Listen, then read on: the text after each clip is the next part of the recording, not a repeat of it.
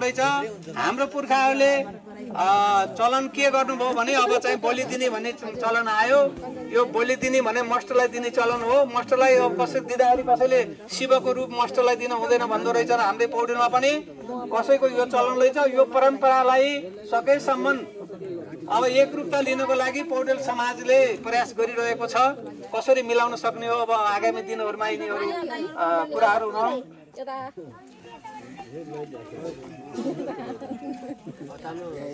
र मष्ट पनि हाम्रो चाहिँ ज्येष्ठ मष्ट पनि 18 भाइ मध्येमा हाम्रो चाहिँ पौडेलहरूले पुज्ने ज्येष्ठ मष्ट अनि बरा पनि ज्येष्ठ बरा रहेछन् भन्ने कुरा हामीले जान्नु पर्यो। सबै भाइ बिनाहरूले भाइ छोराहरूले ल मष्ट देवताको जय होस्, कल्याण गरे मष्ट देवता, रक्षा गरे हाम्रो सम्पूर्ण परिवारको।